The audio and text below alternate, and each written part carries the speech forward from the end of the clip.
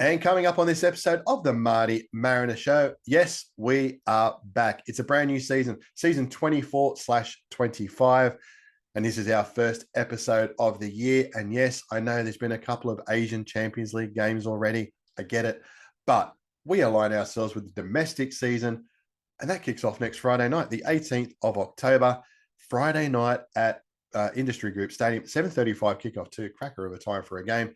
What a cracker of a crowd it should be, because it's a grand final replay against the Melbourne Victory. Can't wait to see all of you guys there again. Lots of talk. Can the Mariners do the three-peat? Can we go back to back to back? Interesting. Stay tuned with that one. You never know. And if you're writing off the Mariners already, have you not learnt your lesson just yet? For those who are watching through YouTube, great to have you back. Good to see you all again. Just double check that you subscribe to the channel. Costs you nothing to do. Hit the subscribe button. We also got told through YouTube that a number of different channels lost some subscribers. Automatically things happen. So just double check that you're subscribed. I don't know all the official stuff. It's all to do with algorithms. Go figure. But hit that subscribe button. Make sure you not miss any episodes, and help spread the word of the this little old Central Coast Mariners channel. And well, hey, if you're listening to us right now, you've got us in your ears. Great to be here. If you're having us through the car speakers or wherever else you're listening to your podcast, if you're on iHeartRadio, Amazon, Apple Podcasts, there's a number of different podcast platforms that we are running through right now. Make sure you favorite us on there too. It helps spread the word that we have a podcast. The podcast side of things has been going fantastic. Really appreciate everyone's support and the lovely messages that we've had in the off season about when are you coming back and all that. Not too many about please don't come back. Appreciate that too. But make sure if you're listening to us on a podcast, hit some sort of button that lets them know that we're who you're listening to, and it helps us greatly spread the word. So now that we know about the game, now we've done the whole YouTube thing, we've done the old podcast thing, well, we better get our first guest on, because he's going to be waiting very impatiently. And here's one guy I do not want to get upset. He's the main man when it comes to the men's team here on the Central Coast, the head coach of the Central Coast Mariners. Mark Jackson joins us for a bit of a chat, bit of a chinwag, a bit of a conversation. We're going to talk about the last 12 months, the next 12 months, and whatever else is going to come up. And I'm sure we'll have a bit of a laugh along the way. Look forward to bringing this one to you. It's the Marty Mariner Show. Welcome back.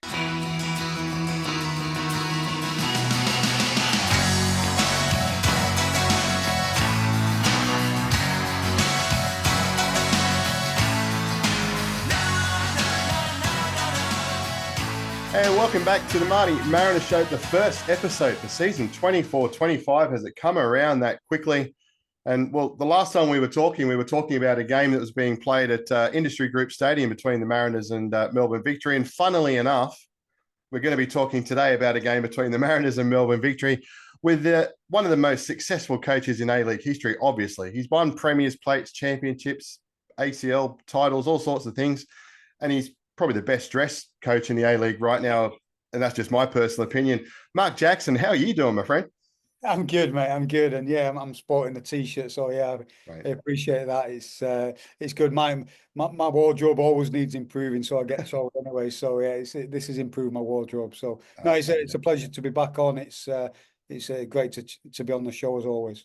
Always, mate. Thank you.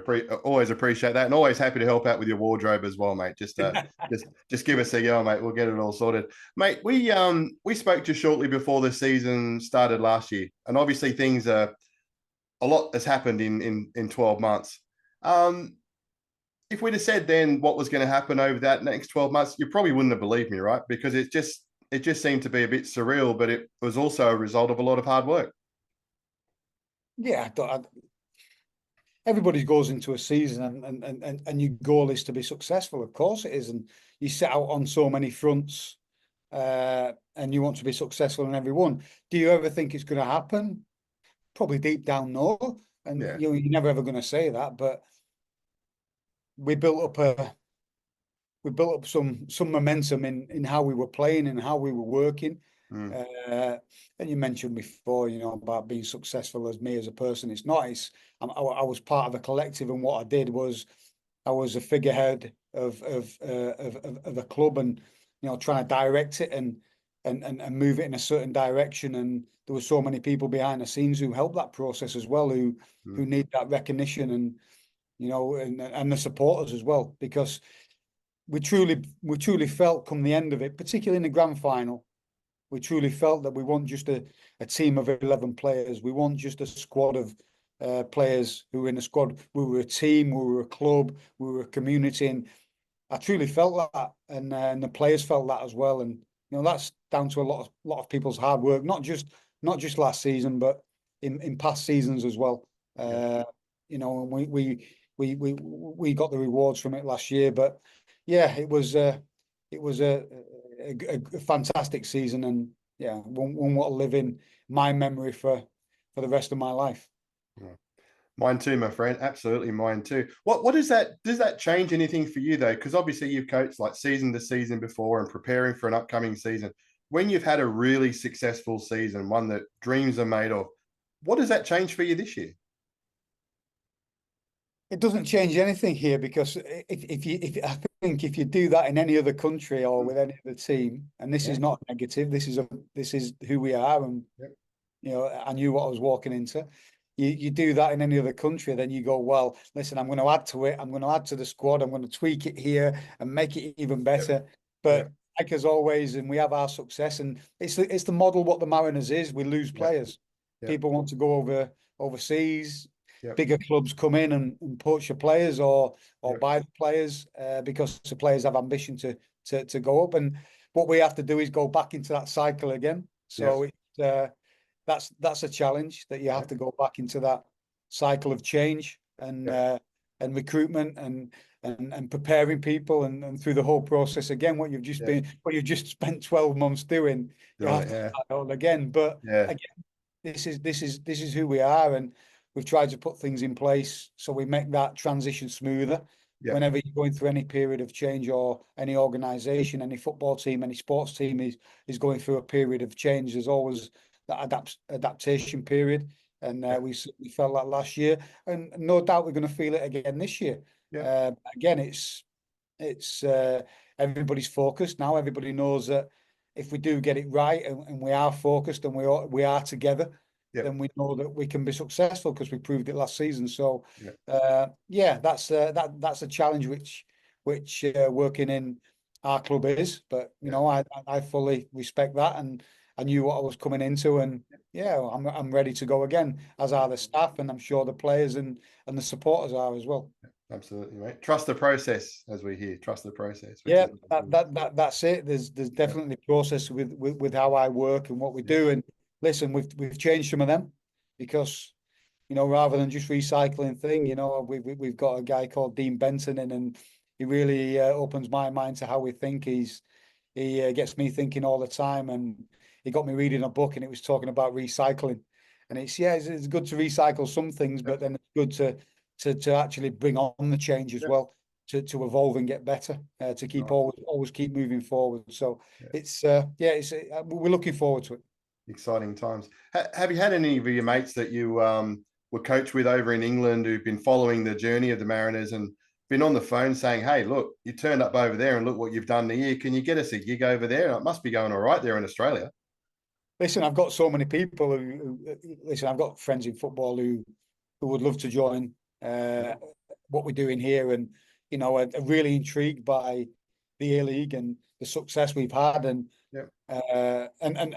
probably have been supporting me from afar as well, because they're the true friends as well, because you get obviously there's certain friends who come about when at the end of the season that phone's hot, of course it is, but after 4 games you know who your true friends are, and the true people who believe in you are as well. So listen, of course there's been phone calls and stuff like that, and people intrigued to what we're doing and how it is, and opening that up as well. But no, I feel supported from my friends back home as well, and my previous colleagues in football. But I think from their point of view, they're intrigued with how things have gone and my experiences in the A-League, but more so in the AFC Cup as well. Because that's a big competition, and it's like we're looking forward to the Champions League this year. It's a fantastic experience, and we're now mixing with the elite of Asian football, so it's really exciting. Absolutely, and well deserved as well. You talk of the the setup that's around you as well, and Obviously, Matty Simon's been a part of that, being in there. We've now got Joshy Rose on board and Danny Vukovic. Ex-players, what do they bring? I mean, obviously they've got the experience. Is that the part of the game that's good? They've been there, done that not that long ago, know the system. Is that what they bring to this coaching group? Yeah, I think that's it's been a real challenge for us from a change point of view on the staff front. A lot of that has been brought on by people wanting to move on. A lot of that has been brought on by, I'll be honest with you as well, the finances with the cuts and that in the A-League.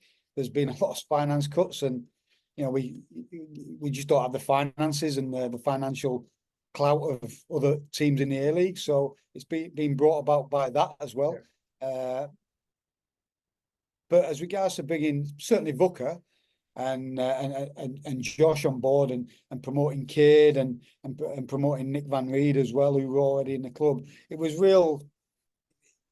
I think it's important to me as a coach that people who know the club is important. I had that similar situation when I went back to Leeds, and as a Leeds lad, I came through the system at Leeds, so I knew the club, and I managed to work my way all the way up through the coaching ladder there. And in particular, when Jesse Marsh came in, he wanted me close to the first team, which I appreciated. But I think he got a lot from me as well because I knew the club. And I have been here 12 months, so I'm getting to know the club more and more and more, of course. But these lads in Vuka and Josh Rose in particular have been there, done it, seen it, been part of everything. So it's really, really valuable for us as a staff, and they bring a lot to the table, and we can give them a lot as well by giving them opportunity and a chance to see how we work and how it is to work in a multidisciplinary team and be part of a staff. That's really important for me as a manager as well, that I look at developing players, but I also look at helping to develop the staff as well, which is really important to me. Absolutely. I know I spoke to Matty Simon at the fan day, and I said, mate, is it fully out of your system now about playing? And he's like, oh, absolutely. Seeing the boys running around, and he can enjoy a beer every now and then. Yeah. What has Vuka got the hot feet at the moment? Because he's only fresh out of this. Is he a bit tense pre-game? Is he looking? Where's his gloves and stuff? Is he kind of in that mode still, or is he not? No, he's not. Mode? He's not. He gets very passionate on the bench. I say that, and just touched on Vuka and Josh Rose there, and kind of left Matty Simon out. And Matty Simon, like, we share an office, so it's kind of, he's been part of that since I brought in, and he was a massive part of bringing me to the club as well, which I really, really appreciate. And we have a fantastic working relationship, but also a friendship now. Because we spend so much time together. I think in the off season, he was skiing. I was in Hamilton Island, and it felt like we were both on each other's next to each other because we were on the phone constantly for that period of time. But that's the way it needs to. That's the way it is, and part and parcel of it now. And I appreciate everything he does for the club and everything he does for me as well to help me do my job in the way I do it. So Vuka, Matty was on the bench in China. He even said to me, said, I think I need to sit in the stand because I get too emotional on the bench. I can imagine.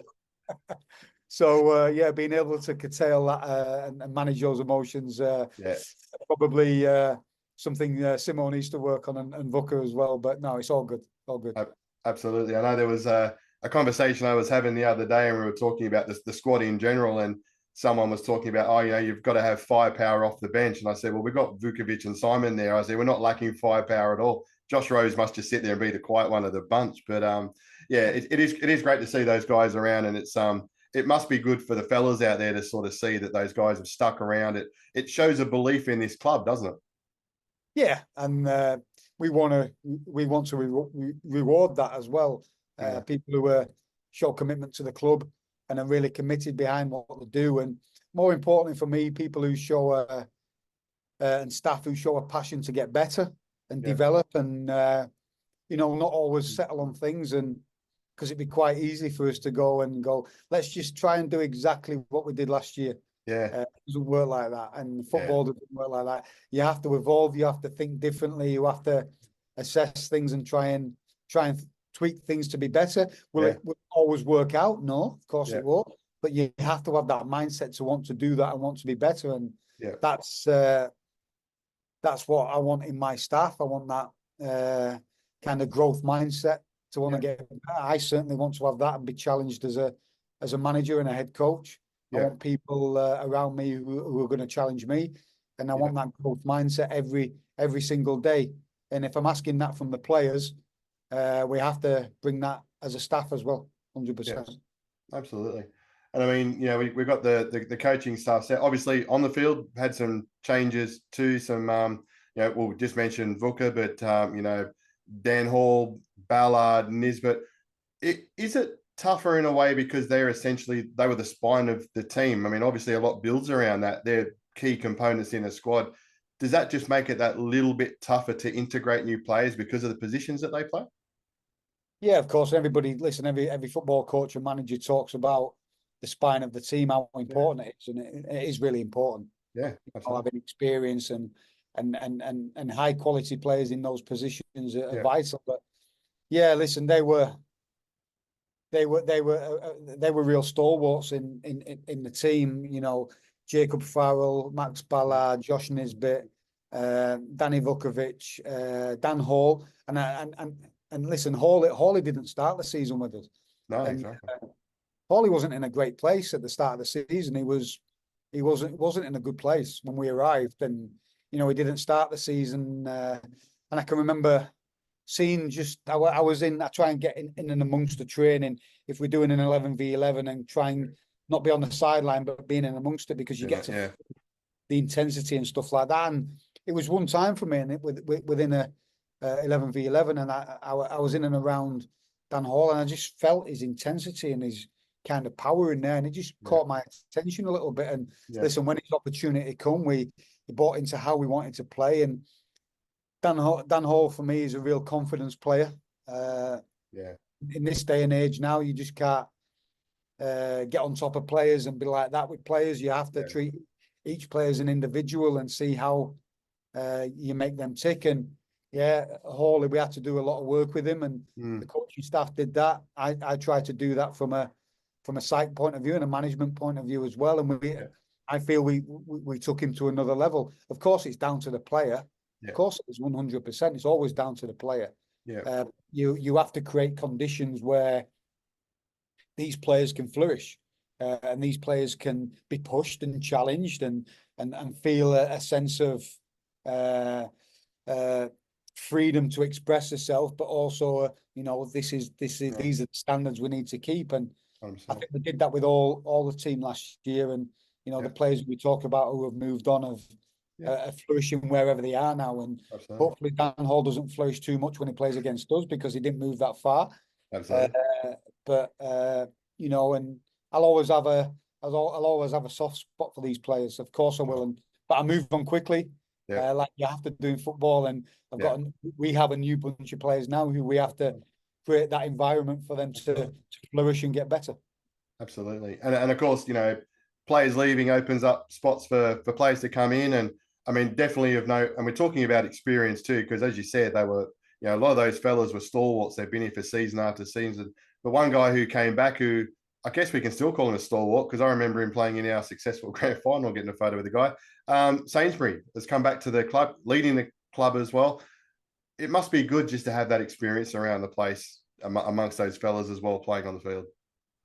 Well, I think when we're assessing the performance of last year and in the off season, and we kind of said, listen, where are we now, and what are we losing? How do we need to replace it? And it was, listen, when you're losing Vuka, and we had different leaders in different way. Vuka was an exceptional goalkeeper. Let's not forget that. Also a fantastic communicator, really demanding of the players as well on the pitch, and just a figurehead for people to look up to. We had different leaders in Max Ballard in how he showed his football intelligence as well as stuff on the pitch, his robustness to be training. Jacob Farrell, how he trained day in, day out, leading by example. Josh Nisbet leading by example, and his character in how he was. And we had different leaders in different ways, but we had to think about, we've lost a bit of, I don't know, communication and and leadership. So when the opportunity come for us to sign Trent and try and speak to him to try and convince him to come back to the Mariners, it was a no-brainer for us that we wanted that conversation with him. Yeah. And we had the conversation, which a lot of the stuff what caught my eye with Trent is not just his football ability and his connection to the Mariners, but also his hunger to be successful and keep pushing.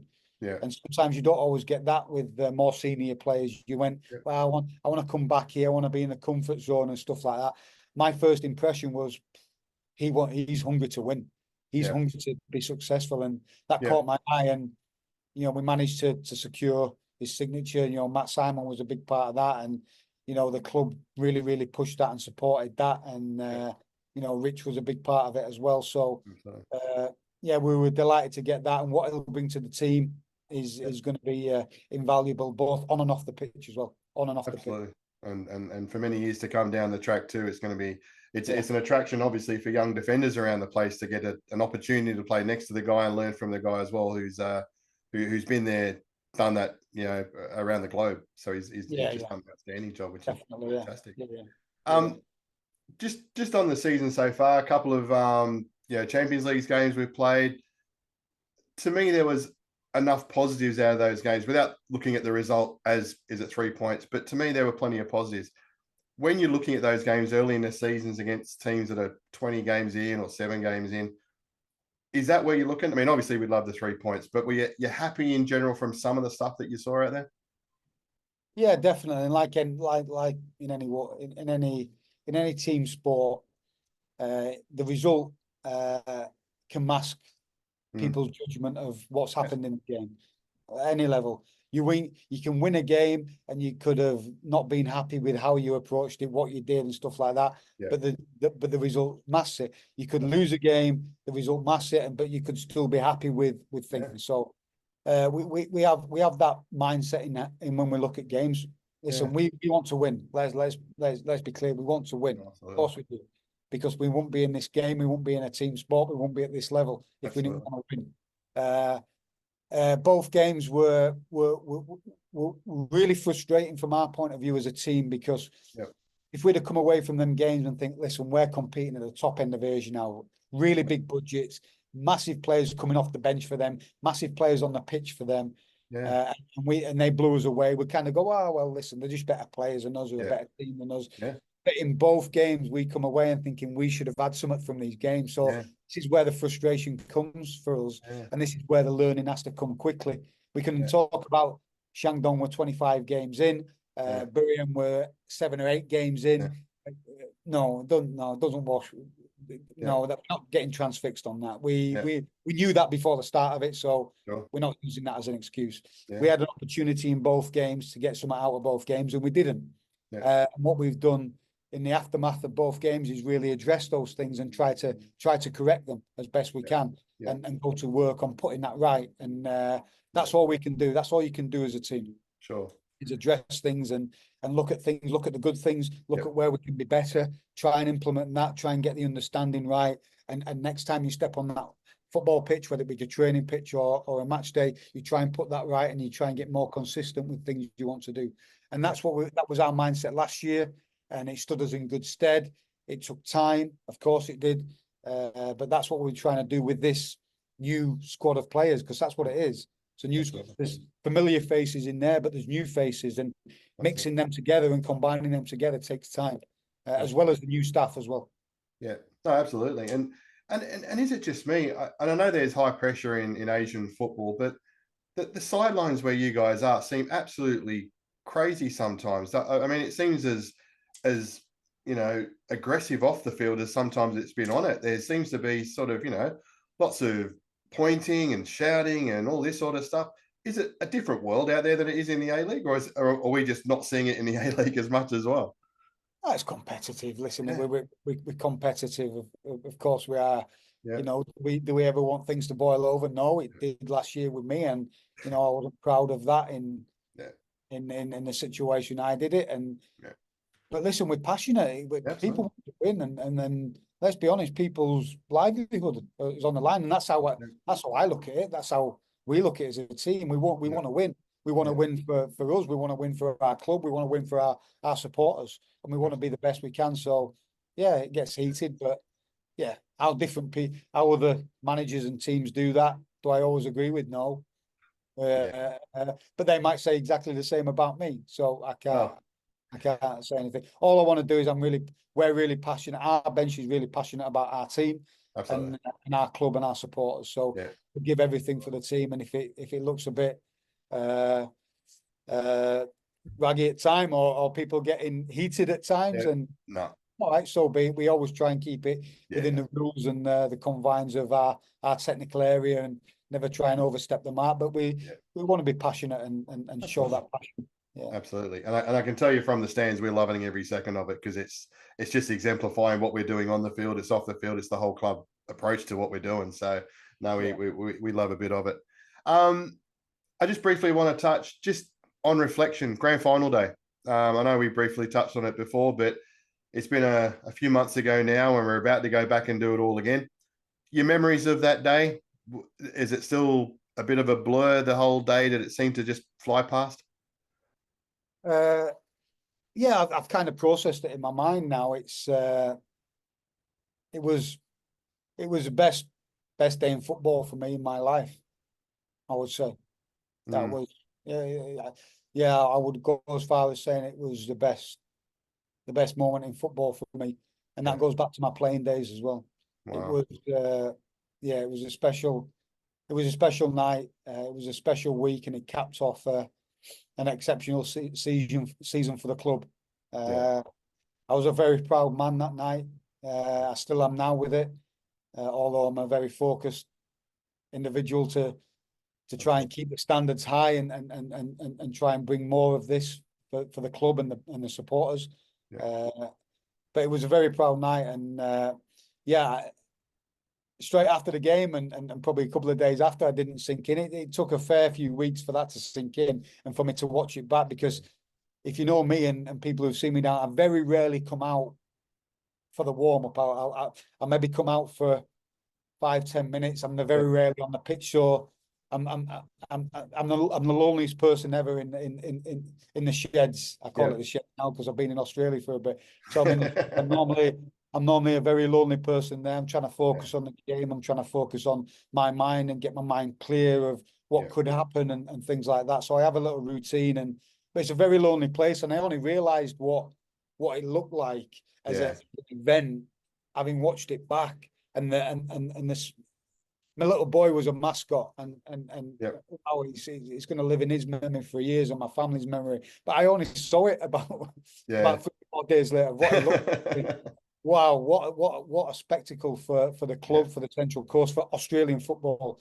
And I think more importantly, well, no, not more important. More importantly was getting success for the club and the supporters. But second to that is what I think the club did and the event did for A League football, to say that, you know, a smaller club in not one of the bigger stadiums can create an event like that. So much credit goes to everybody who was part of organising that, making the event run smoothly and everything like that. The A League for showing the courage to give it to the club as well, and people at the club for doing everything like that. So what an event for A League football, and you know hopefully that's things to come now, and we can start to grow the league even more in its 20th year or 20th year 20 years now.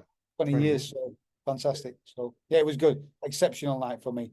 Oh no, I mean, I've been to some crazy nights there at the stadium over 20 years, but that one's got to top it for everything: success, atmosphere, the game, just I think how the game went as well. Yeah, just how the game went. I mean, credit to Melbourne Victory. I do that. I say it all the time. What a game they brought as well. Yeah, and the supporters. The supporters were great. Yeah, absolutely. But what an event, the call. But just the way it went. Us scoring late goals and impact of substitutions and momentum of the game. It was special, very special. I'm sure Heart Tablet sales went through the roof the following day after that one, man. I'm sure they were popping them left, right, and center. And obviously, I mean, we want you signed for life. We never want you to leave the Central Coast and stuff like that. But I mean, me being a passionate Tottenham fan, there's Ange Postecoglou at the helm. We've got Monty and Serge there now, who were at the Mariners the year before yourself. Is there still a little sneaky part of you that's like, I wouldn't mind going back and giving it a crack over there again? Or is it, I've been there, this is where I am now? No, I'm hungry to be successful. That's what I am. Good. Hungry to be successful. I think people know my commitment to the Central. I hope they know my commitment to the Central. I think they do. I think they do.